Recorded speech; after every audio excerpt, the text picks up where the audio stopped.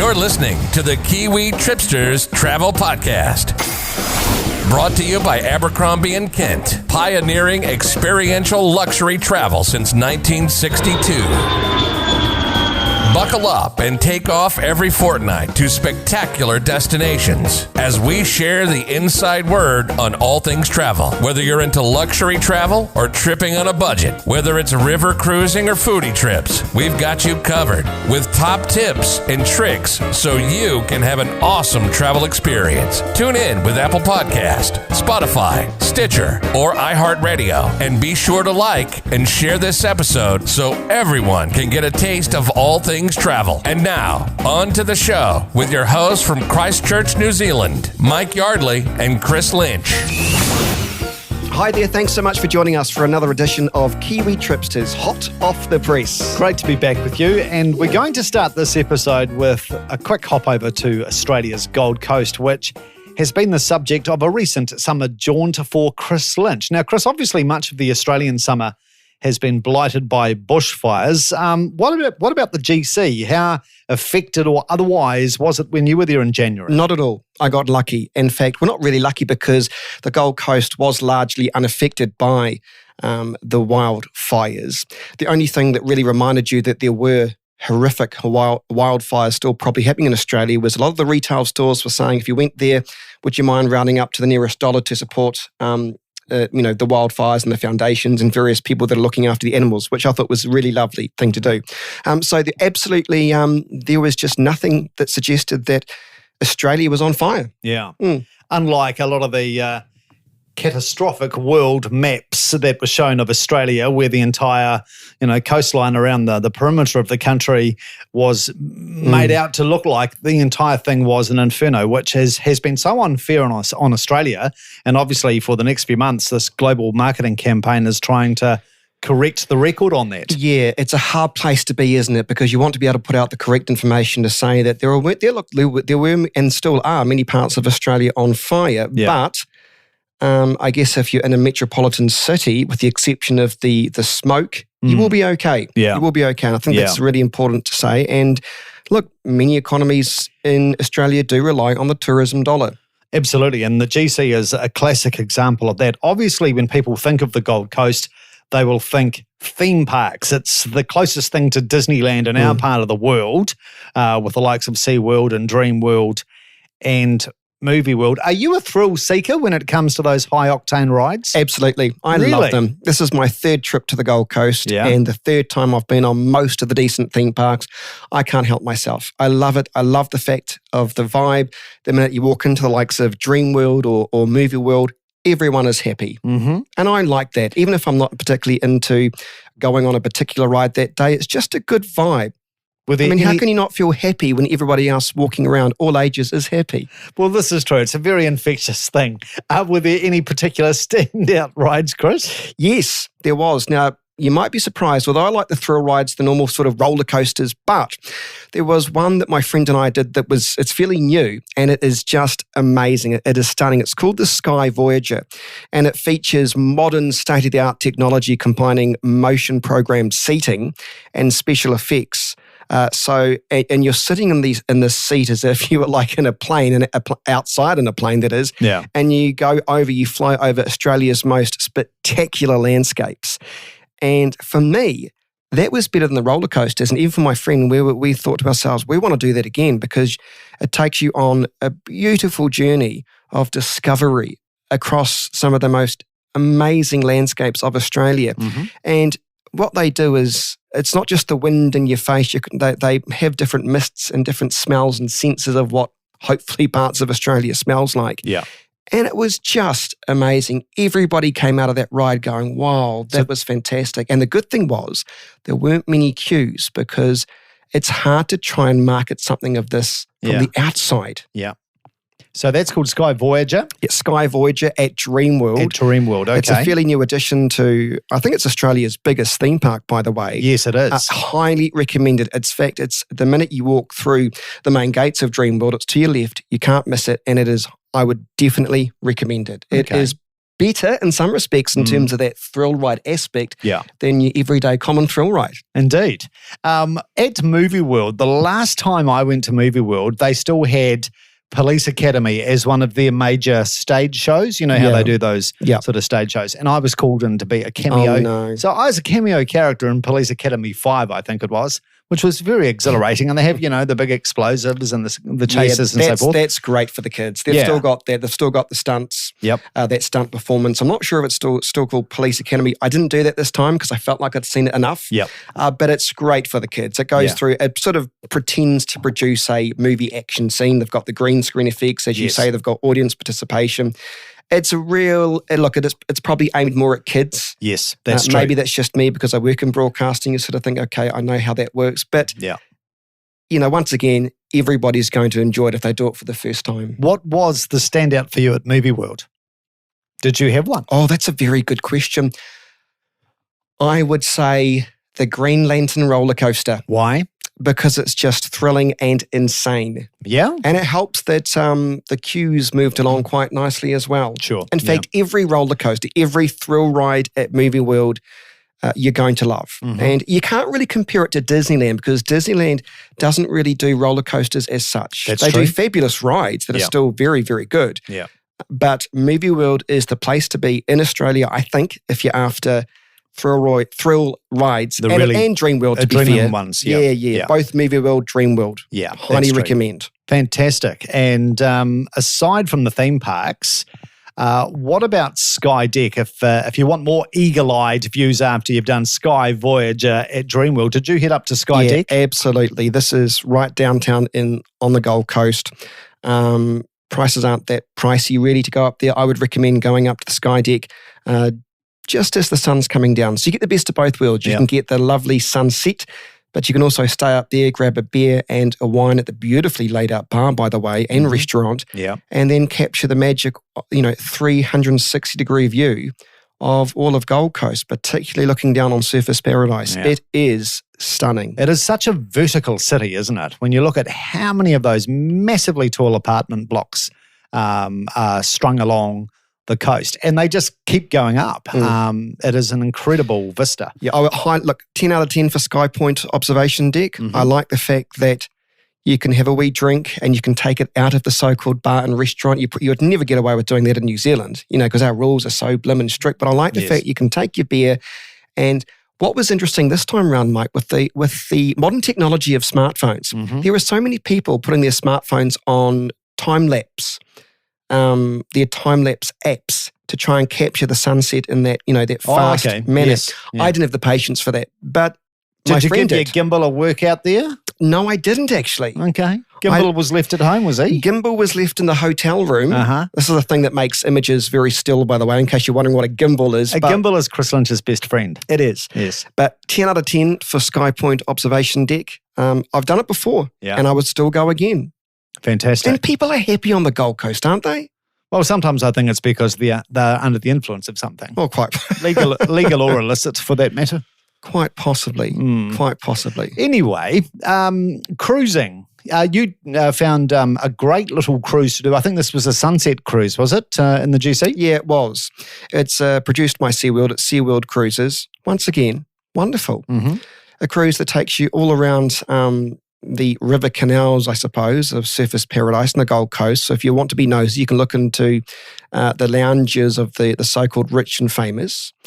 It's a buffet-style dinner. Don't expect a huge buffet. It is a small ship after all, a small boat. But once again, this is something that I would say 10 out of 10. You can't fault it. It's got everything that you expect.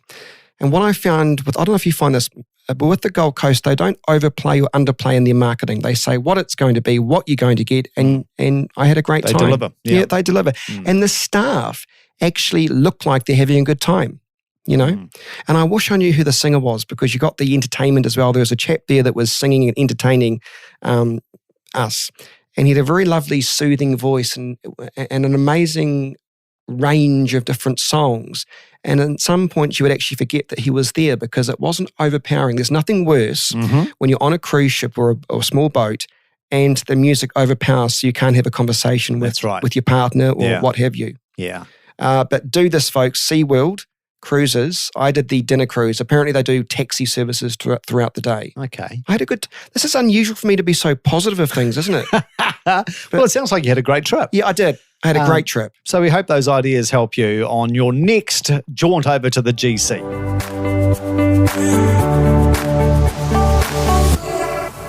So from the Gold Coast, let's go somewhere completely different. Let's dip into safaris in Kruger National Park for first-timers. Mike, it is all about the Big Five. That's what seems to attract people to safaris, Chris, the Big Five, which are lions, elephants, rhinos, leopards, and buffalo in South Africa.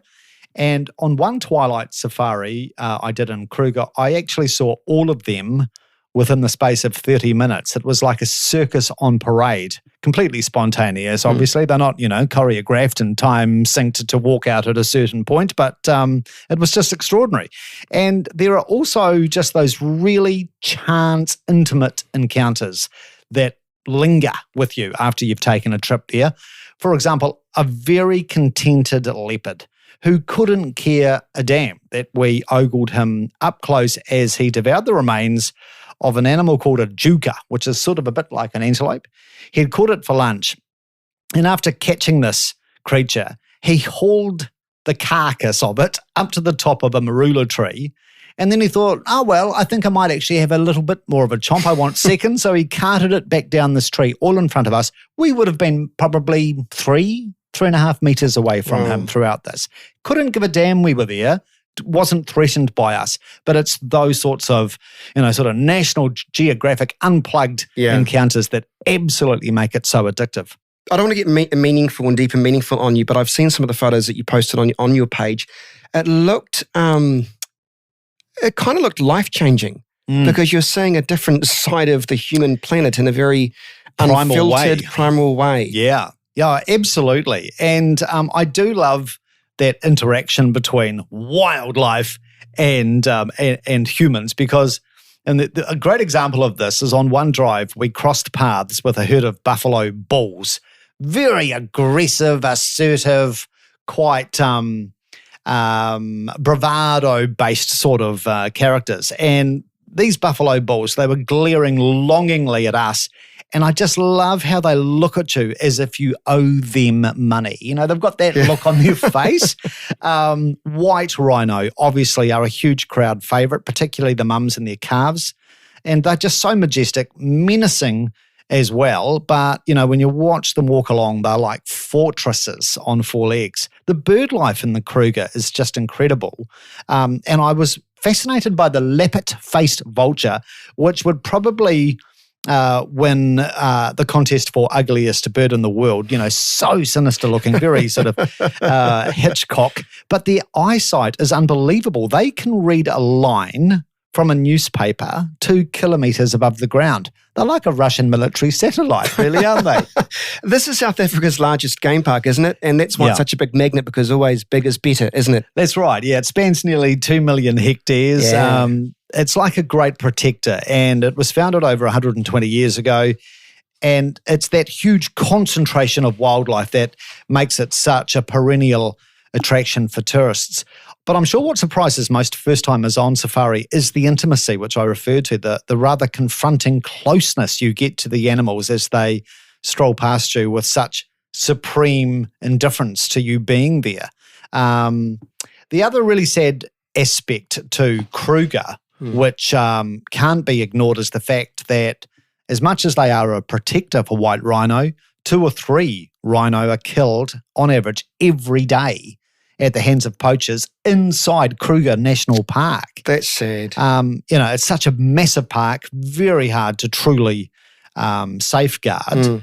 They do a lot of aerial plane spotting missions at night, and you'll see those buzzing across you at night. But Vietnam are the real villains here. Vietnam has now eclipsed China as the prime destination for rhino horn. So apparently, if you stroll into the homes of a lot of wealthy Vietnamese, you'll find a rhino horn mounted as a trophy on your mantelpiece. I struggle to understand. I just struggle to understand how people can kill such majestic animals. I really do. I know, absolutely. I was going to ask you actually, the Lion King remake. Yeah. Do you think that has revved up interest in these types of safaris? Definitely. Really? Yeah, it's sort of like the Hobbit factor in New Zealand. And I mean, I was asking a lot of international tourists while I was there, why did you come here? What mobilized you? What attracted you? There were two things, actually. One was Harry and Meghan. God bless them. Okay. And the other one was the remake of The Lion King. And the other fascinating aspect to the whole Lion King phenomena is the attention to detail by Disney is astounding. They have nailed exactly how warthogs walk, as in Pumbaa. Oh, wow. As if these warthogs are wearing stilettos. They do walk like that. And if you remember Zazu, that very clever bird who, was always telling, who was it, Simba, what was going on in the savannah, he's a hornbill bird, and you'll see Zazu or his cousins all over Kruger, and they just are absolutely a spitting image of how they are depicted in The Lion King by Disney. What is the accommodation like? Do you stay at a nice plush hotel, or is it like a shed, or what is that like? Generally, they are lodges, but they absolutely span all budgets, all tastes. So, to be honest, you could actually go to Kruger and stay in a backpackers hostel within the national park for about 30 New Zealand dollars a night. It does not have to be an expensive experience, but right at the other end of the scale, if you want to spend $5,000 a night, you can at some of the lodges. I went to a place called Earth Lodge in Sabi, which is eye-poppingly expensive, about $4,000 New Zealand a night. And it's amazing who you will be rubbing shoulders with there. I ended up chatting to Daniel Radcliffe's stunt double from the Harry Potter franchise, who had quite a few stories to tell. Yes. And another really cool place I went to was Nala Game Reserve, which I think is very conducive to Kiwi budgets. It's affordable luxury without breaking the bank. And there were a lot of American honeymooners there.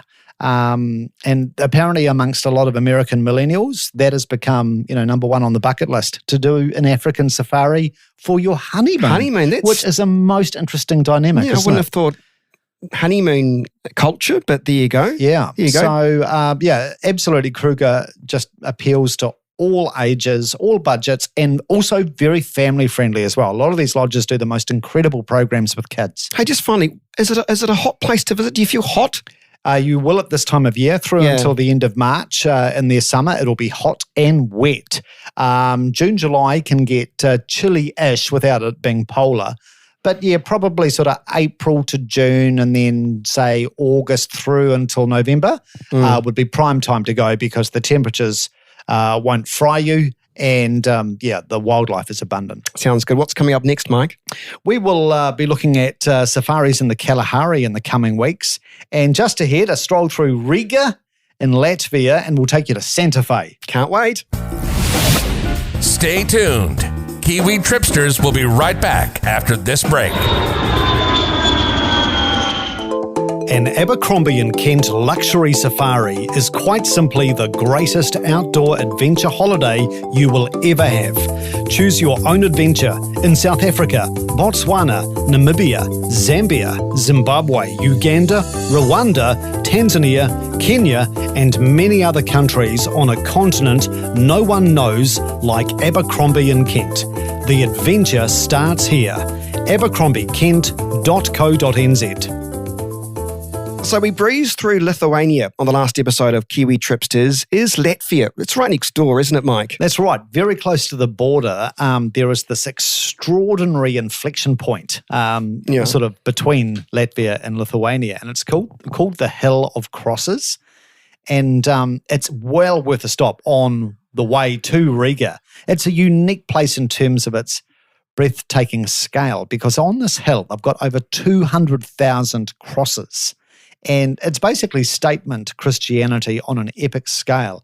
It all began as a symbol of resistance to Russian and Soviet rule. And the Ruskies would bulldoze the crosses many times, but the locals just kept erecting them as a way to say, no, we believe in our own faith. We're not going to just be completely subjugated by Soviet rule. Several popes have visited the site. It's the most amazing spectacle. And nowadays, when a family member in Latvia dies, quite often the loved ones will take a cross to this hill and put it on this hill as a mark of respect for the loved one who has passed. So it just keeps growing. It's organic and authentic and quite unique.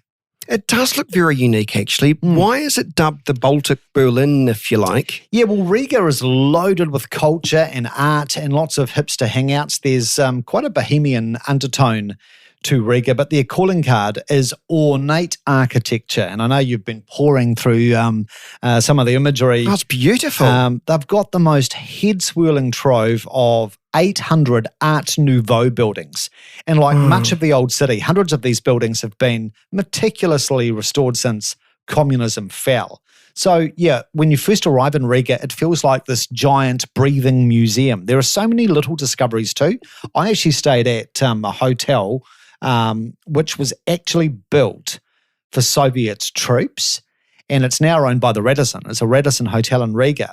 It was refurbished in the 90s, and when they were doing the redo, they discovered all of these bugging devices that the Soviets had laced the hotel with. So those sorts of stories just keep spilling in Riga. They tend to like the colour orange, don't they, in the buildings? They do. A lot of it's the brickwork. But yeah, also a lot of pastel sort of hues as well, which sort of ties in with that Art Nouveau theme. It's nice. Yeah. It's nice.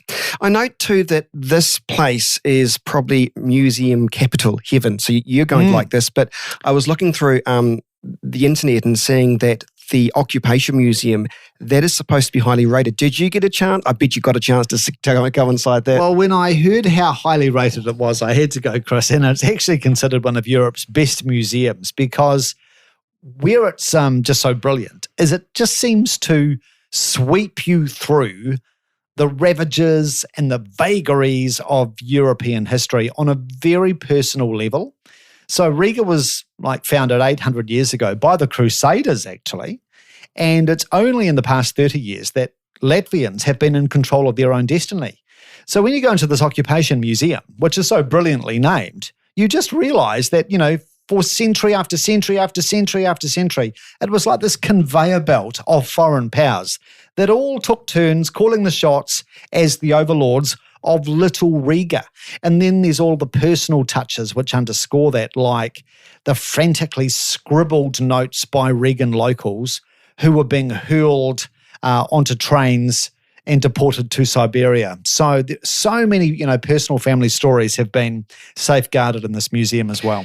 Also, it's a bit of a stag party city in some respects, isn't it? That's what Yeah, if you do go there on the weekend, you will notice that they've got a great sprawl of bars and nightclubs in the old town. But on the weekend, it's like the town has been invaded by half of Birmingham. Oh, no. Stag party, hen party, central. And the vodka is served by the litre in Riga. So that's how they roll. But if you need to sweat out the excesses of a late night in this party town, saunas do a roaring trade in Riga, so you can enrobe yourself in eucalyptus steam for a few hours to revive one's body. Chris, did you check out the amber shops? Yeah, the jewel of choice in the Baltic is certainly amber because it's sourced from the Baltic coastline as fossilized pine resin. All of it's about 50 million years old, and it's just constantly washing up on shore. And in the window displays in towns like Riga, it just twinkles in the sunshine. It's quite a seductive sort of jewel. So as you're walking past the amber shops, it's just all these glinting yellows and oranges winking at you from the window. I can't say I bought any, but if you are planning to, make sure you deal with a certified seller because China has flooded the Baltics with fake amber using a plastic resin. Oh, no. And you don't want to get that. No, you don't. That's a shame. But if you place amber under fluorescent lighting, yes, it sort of glows a different colour, doesn't it? Yeah, it does. If you get a pale blue glow, you've got the real deal. And it's because real amber holds a charge from static electricity. So, yeah, that's the easiest way to test it. And that has become very commonplace now in Riga. What's the food like? Yeah, interesting. I wouldn't rave about it, but you do want to go to the Central Market, which is superb. It can be a bit confronting. You will see pig snouts on sale right next to elegant tins of bargain-priced caviar. I would just go there for the caviar. I mean, you'll never buy caviar so cheap. They love their pork in Riga, so signature dishes include things like black peas with smoked bacon. My favourite Latvian eat would be sauerkraut soup with pork served in a bread loaf. And it's quite novel. It's like this dark rye hard bread loaf. And they'll lop the top of it, hollow out some of the bread. So you've got like this big ball of bread in your hand. They fill it with the soup. Then you put the top back on, which makes a really cool dunker. It's better than a ginger nut in your tea. Okay, I'll let you have that. I haven't researched that myself. Listen, we've been giving you the chance to win Lonely Planet Guidebooks, the world's #1 travel guidebook brand. Let's be honest about it. And we've got 2 more winners to announce. It's very exciting, Mike. Oh, it is, Chris. Yeah. Kay Hannah and John Andrews. Congratulations to you both, Kay and John. Well done. And we'll get those. Yeah, we'll get them out to you. Congratulations, and thanks so much for supporting this program. Don't forget to subscribe and comment on any of the platforms for your chance to win or get in the draw to win some fabulous prizes.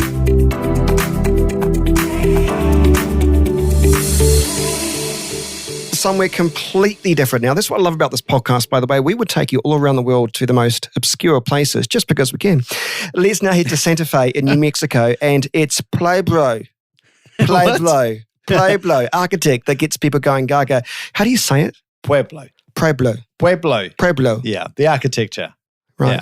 I struggle with basic English words, but anyway, it's supposed to be amazing, isn't it? Yeah, it absolutely makes Santa Fe one of America's most irresistible cities. Yeah. And it was so visionary on the part of the locals to set about crafting the entire town centre in this unified building style, Pueblo architecture. And they did this over a century ago. So fanning out from the Plaza, Santa Fe has got hundreds of these flat-roofed buildings made from sun-baked bricks and ochre stucco. They are like the signature hallmarks of Pueblo architecture, Chris. Pueblo. And the door surrounds are usually painted blue to scare off evil spirits, so the legend goes, which I think is the most interesting thing because, as I'm sure many people have noticed in the Mediterranean, the Greeks and the Turkish will often hang a blue glass circle above their door with a dot in it. And they call that the evil eye. And that's to ward off jealousy. And that is like so similar to what, was a long-held belief in Native American culture, which is just so uncanny, isn't it? Anyway, let me not be distracted. The city is so walkable, Santa Fe. I was there in late March last year, virtually, 12 months ago, and this massive snowstorm struck. But all of those, adobe homes and buildings, they were all touched up with like a fresh coat of frosted sugar. That's how it looked. Wow. So just a wonderland. I love that look. And those wee small American towns do that amazing. What are some of the city essentials? Yeah, well, it is a city of layers. So you've obviously got that Native American culture, which is thoughtfully showcased. Then you've got the Spanish influence, the Mexican colonial influence. The Plaza, obviously being the centre of town, is where you will find the Palace of the Governors, and that was built over 400 years ago. That's now the home of the New Mexico History Museum, which I loved, and it just tells every aspect to the Santa Fe story so well. Beneath the palace's portal, you've got hundreds of Native American crafts people selling authentic artworks and jewellery. So it's really strictly quality controlled. So if you're looking for, some really cool, authentic souvenirs to take home, that's the place to go. It's very arty, isn't it? But I love it. It looks very authentic without sounding condescending, the whole place. Yeah, it absolutely is such a tractor beam for arty types. And Canyon Road is home to something like 120 studios. And I think Santa Fe marketing people will say it's the greatest concentration of artists in the world, Canyon Road. The landscapes in New Mexico are so dramatic. They've got a very warm light and the adobe architecture of that, Pueblo style. is just so attractive to artists. Ansel Adams is one name you know. He was like a giant of landscape photography out west in the United States. Georgia O'Keeffe is also hailed for her landscape paintings of New Mexico. And her Adobe-style museum in Santa Fe is a must to see. By the way, if you like contemporary art, if that's more your bag, I went to the historic Santa Fe rail yard, and that's now been transformed into like a powerhouse of contemporary art in Santa Fe. Although I have to say, being a bit of a train buff, I was distracted by all the rail heritage because, Santa Fe Railway, it's such a famous part of American rail history. Now, the Game of Thrones creator, George R. R. Martin, he lives there, doesn't he? And he's done some good work for that city. Yes, certainly has. Sort of like a bit of a Peter Jackson in Wellington, in terms of spin-off with creative pursuits in your hometown. George R. R. Martin developed the House of Eternal Return. And this place is absolutely going off. What it was an old bowling alley, and he has transformed it into a wildly immersive art experience. And you basically climb and crawl your way through what he calls a multiverse of 70 unique rooms. All the time you're wearing 3D glasses. Wow. And there's nothing in the House of Eternal Return that is quite what it seems. Everything is interactive. You'll walk up like inside a fireplace, or you'll walk into a bedroom wardrobe to find yourself in a fresh fantasy world. And it's all very much based on choose your own adventure. So the storytelling is determined by what you choose to experience in each room of the house. You can walk inside trees and it will take you down to the basement of the building. It's only been open about 3 years now, coming up 3 years. The queues outside are still Disney-esque or GC-esque in January. Massive. So you probably will have to endure a wait to get in. But I tell you what, it would have to be the trippiest place I've ever been in my life. It looks trippy. It looks magical. Kind of reminds me of Fraggle Rock in terms of some of the sets. Yep, absolutely. It's just got that magical, whimsical feel about it. Yep. I'd love to go really myself. Escapist, yeah. I did actually feel quite overstimulated for about 3 or 4 days afterwards. Really? I was like my equilibrium had been completely knocked out. What's the food like? I'm guessing lots of chili? Yeah, they are besotted by chili, Chris. And, when you're in the Plaza, for example, in downtown Santa Fe, you'll notice all of the old vintage street lamps are draped in strings of chili, vivid green and flaming red. And Santa Fe call it Christmas chili, but they'll eat it all year round. I like their style.